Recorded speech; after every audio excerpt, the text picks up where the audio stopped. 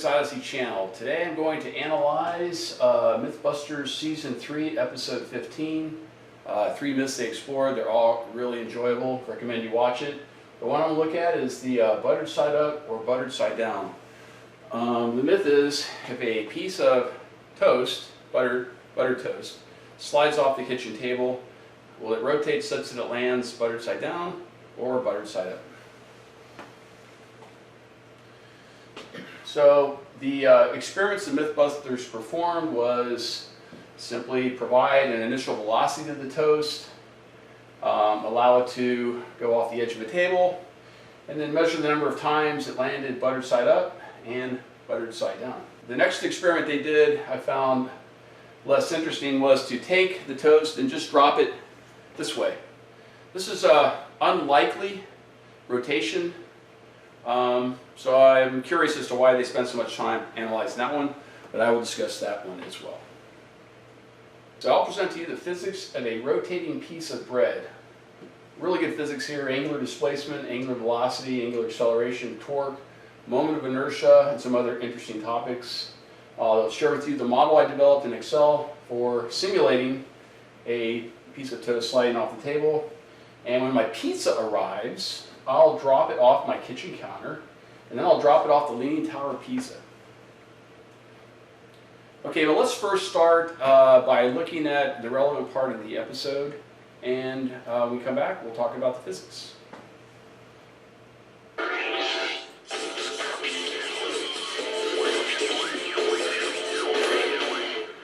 You know, Jamie, this coming up is a question that has plagued the breakfast table for generations. And that would be whether buttered toast falls buttered side up or down more often. Exactly. You know, Jamie, it is universally acknowledged that a man in possession of a good fortune must be in want of a myth to bust. Well, it has been an absolutely capital year for busting myths. Indeed, most agreeable. More tea, sir. Thank you, I'll get it.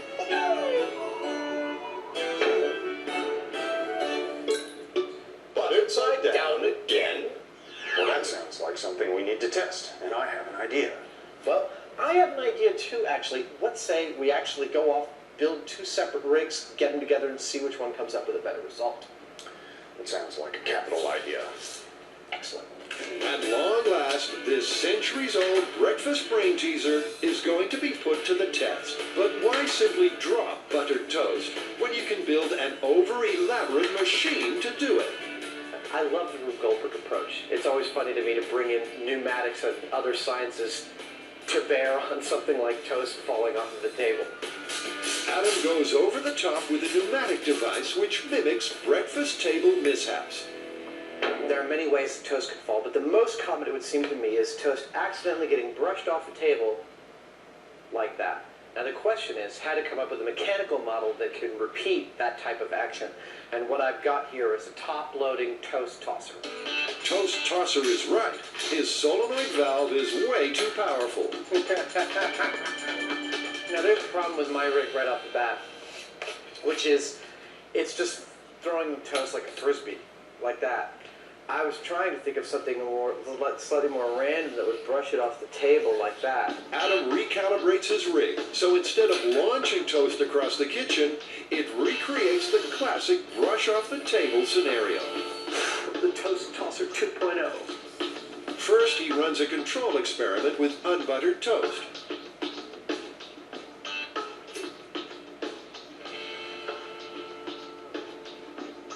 They're all starting top side up. Top side's labeled. Down. Down. He's hoping for a random sample Down. where the toast lands top side up and down in equal numbers. We're showing totally consistently that a piece of toast just brushed off does one flip and lands top side down. With a certain pressure. With a certain pressure. So I'll bet if we went to, 1,000 restaurants and shot 1,000 people tipping toast off, that it would probably be pretty close to this. That's what my intuition says. But it doesn't help. That is answering the question about people's proclivities to tipping toast. And the aim is to eliminate people from the toast dropping process. So Adam now wants a less naturalistic model. where the toast is suspended in midair and then dropped without any human. So MythBusters busted, or did they get it right? I found that their experiment was flawed and that it only tested for one speed of a slice of bread being pushed off the table. The reality is that bread is pushed off the table, probably all sorts of different speeds. He admitted to that, but he didn't conduct his experiment according to that reality. He concluded, based on the velocity that the machine that he designed sent it at, that there was just one flip. So 180 degree or so flip. Could be actually less than 270 degrees, and that would result in buttered side down. Do they need to do the experiment to know the answers? No. We can answer this question, and you'll see through the model I developed and the physics we'll discuss that this myth could have been tested simply using the laws of physics and some applied mathematics.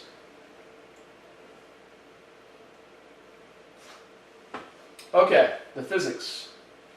If you've had a little bit of high school physics or a little bit of college physics, I think most of this will be something familiar to you. If not, I'll try to introduce some basic concepts as well as I move through this. Okay, Greek symbol tau represents torque, and torque is what is required to be applied to something for it to rotate. Okay? For this thing to rotate, you need some sort of torque. Okay, where is that torque coming from? The torque is coming from gravity. Okay? So torque is equal to R, and that's the distance from, in this case, the center of mass, or the center of gravity, same thing, to the point of rotation. Okay, that's the R. The F is the force, and again, here it's just force of gravity, and that's mass times acceleration due to gravity. And then sine of the angle between R and the force. Here it's 90 degrees. Okay, so initially it's 90 degrees. At the point where this angle is about 27 degrees, it will slide. It will slide off the table, and once it starts sliding, it'll stop rotating.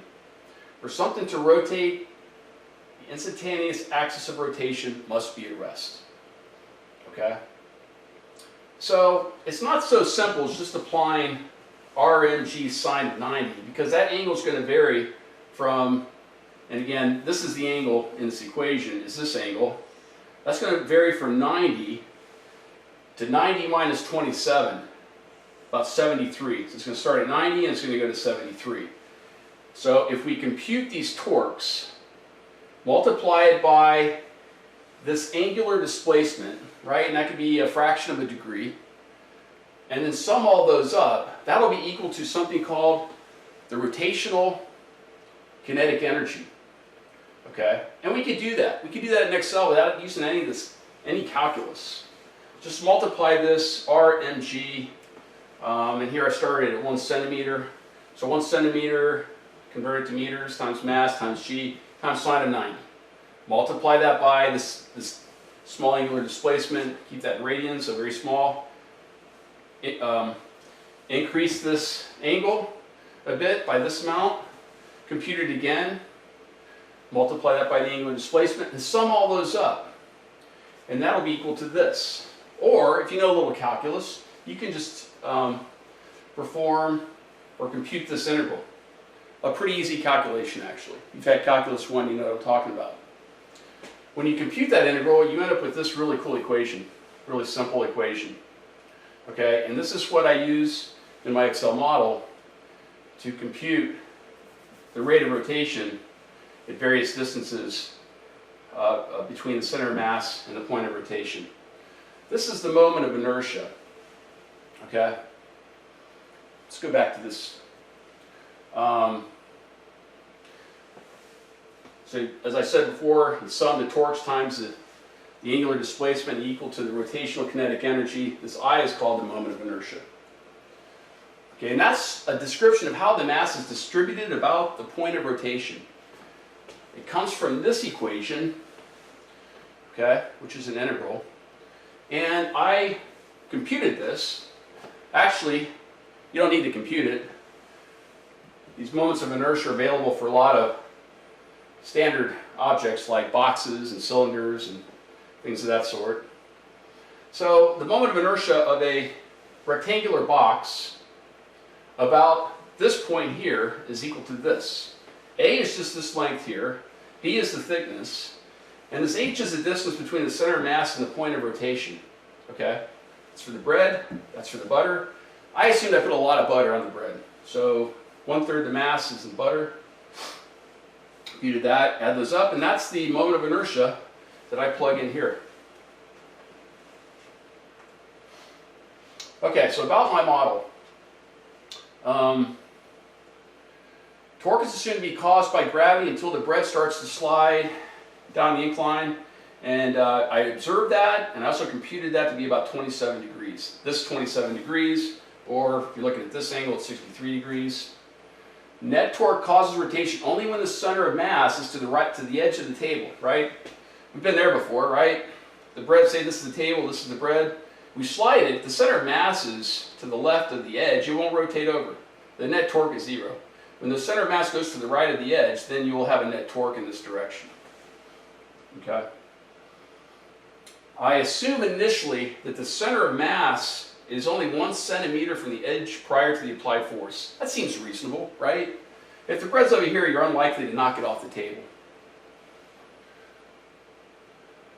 Once the thing is in free fall, so let's say that the initial torque is like this and it's rotating like this. Once it's in free fall, gravity will not be able to apply torques to it because the center of mass and the point of rotation will be at the same point. So once this thing is in free fall, rotating at the rate at which it left here, there will be no additional angular acceleration.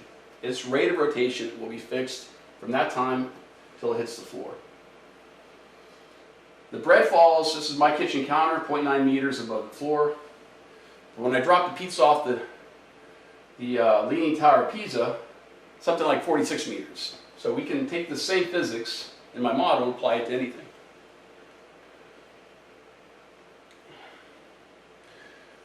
Okay, so I went ahead and plugged some numbers into this equation.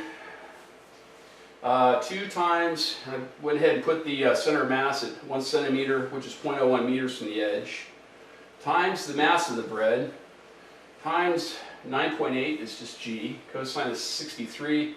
This is the initial moment of inertia, okay? And that comes to 10.58 radians per second, okay? There are 2 pi radians per 360 degrees. So if you divide this by 2 pi radians and multiply that by 360, you get 606 degrees per second.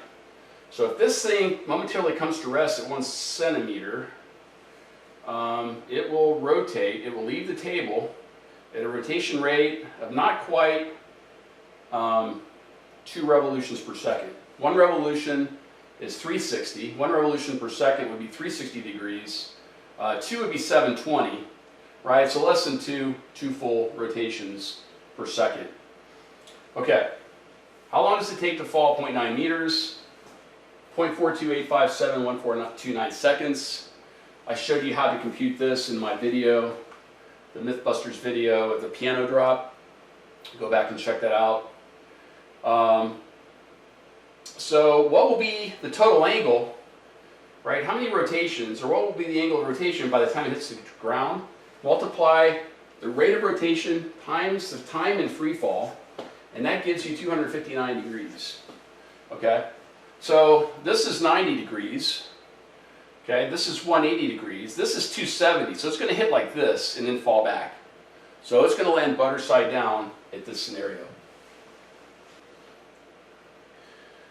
Okay, so the results of my model, so I plug all this into my model, and I'll show you my model really quick. Let me leave this for a second. It's a pretty simple model, actually. Okay, here it is. So basically, here is the distance from the center of mass to the point of rotation. This is the time. Okay, my time increments is in 0.01 seconds. And this is the velocity. So I give this thing a push. 0.01 centimeters from the edge here, give it a push of 0.4 meters per second, and this tracks where the center mass is at any time. Okay? It's not a constant speed because I have friction. There's quite a bit of friction between the bread, and I actually put it on a book on top of my counter. There's quite a bit of friction, so I estimate it to be about 0.5 coefficient of static friction. So these are the locations that came to a stop, the center of mass, given these initial velocities. Okay, and then using the mathematics that I just demonstrated to you, I computed the rate of rotation in degrees per second, multiplied that by the time in free fall, and I got the angle. The angle with which it has displaced by the time it hits the ground. I did that for both bread and butter. Here's the results for the bread. Here's the results for the bread and butter. Almost the same. So buttering doesn't matter. I think where they got it wrong was they pushed the thing at the same speed on every scenario. I thought it was more realistic that people will push it at different speeds because this is by accident. But in my analysis, this is 48 degrees, right? So it left my hand at 0.2 meters per second. And it rotated 48 degrees, so it would have landed buttered side up. Okay, here it would have landed like this, so 90 degrees and then 144 would have landed buttered side down. Here is 239 degrees, so this is 180 plus another 39, buttered side down. Here's 288, so it starts like this, 180, 270, past 270, lands buttered side up. So will it land buttered side up or buttered side down? Depends on the initial velocity with which you push it. Pizza time. Oh, there's the doorbell. Be right back.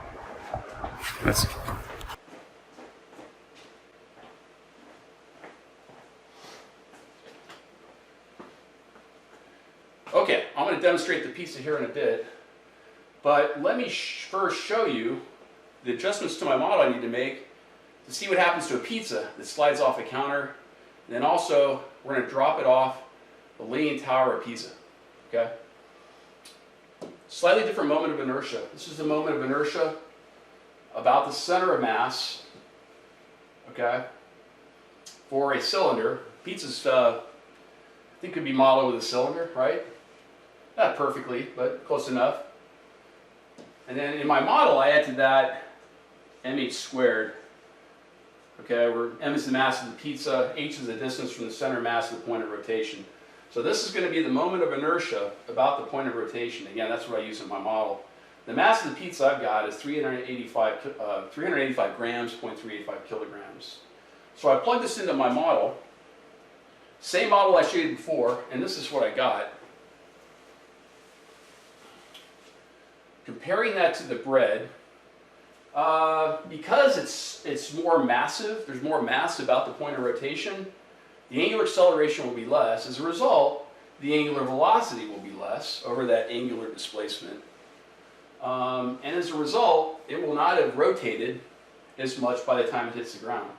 So at a push velocity of 0.22 meters per second as it leaves my hands, the pizza will have rotated 62 degrees. Right? Oops. 62 degrees, right? Not quite 90.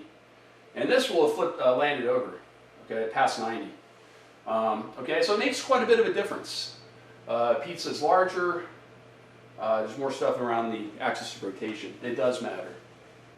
Let me go do the videos, and I will show you a video of the bread and the pizza. And by the way, I am hoping that I'll get these scenarios, right, something less than 90 degrees, so that the top of the pizza isn't all messed up. But I'm going to go do that. I'll come back and show you that.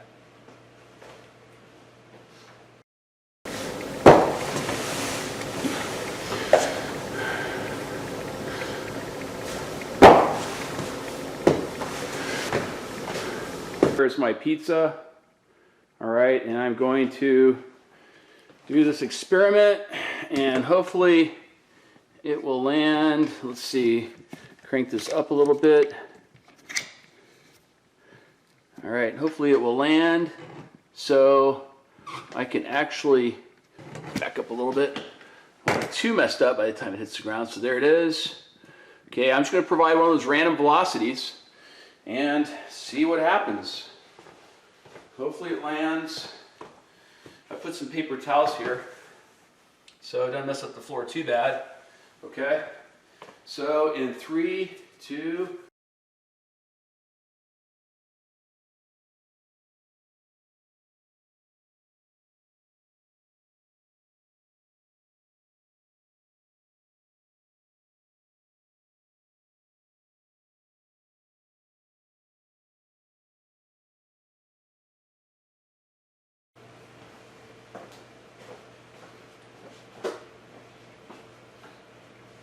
well, the pizza might have landed topside down, but it's still quite good.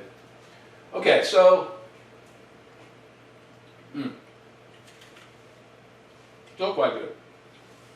So what about if we drop the pizza off of the Leaning Tower of Pisa? I thought that was funny. What if we drop the pizza off the Leaning Tower of Pisa? I thought that would be an appropriate experiment, since the Leaning Tower of Pisa, I'm pretty sure, is in Italy. And that's where pizza was invented. So what do you think will happen? What do you think will happen? Well, let's take a look. I can use the same model. Moment of rotation didn't change, the mass of the pizza didn't change. The only thing that changed is the time it's in the air. Okay, so I plugged all that stuff into my model. I still got the same degrees per second of rotation as it leaves the leaning tower. I just have to multiply that by a much larger number, the time in free fall.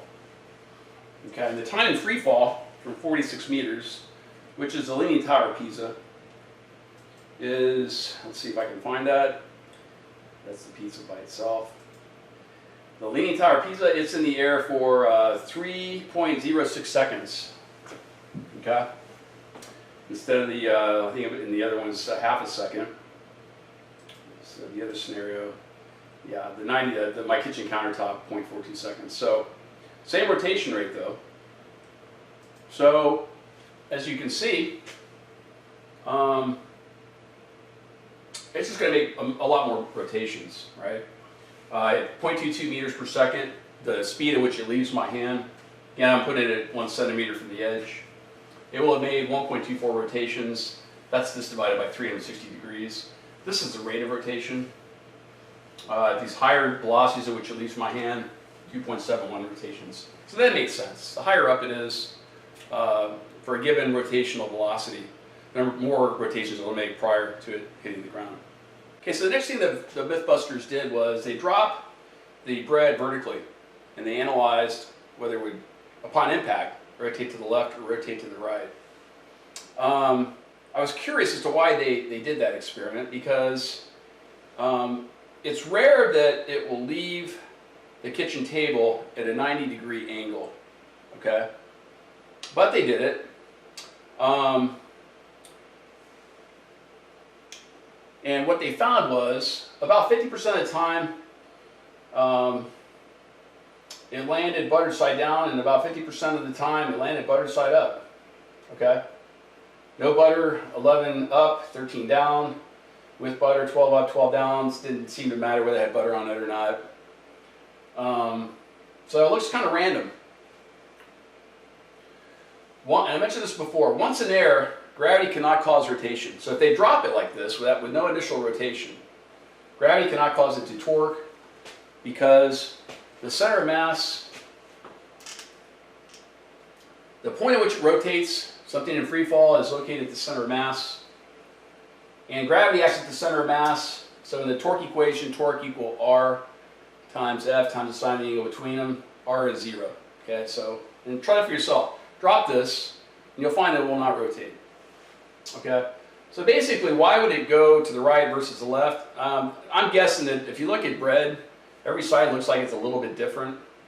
So I would say it's the shape of the bread, and it might land a little bit, it would land not perfectly horizontal, and that would bias its fall to the right or to the left. It's possible also, as it left their hand, they inadvertently provided a slight bit of torque, or actually as it left the machine. Anyway, that's all I've got on this really interesting episode of MythBusters. I hope you enjoyed it. Also, if you have any ideas for what I am calling a virtual myth-busting adventure, let me know. If you're subscribers, send me an email. Let me know if you've got something interesting, and if I can figure it out, I'll model it and I'll put it out there for those of you guys to see. Thanks for watching. Bye-bye.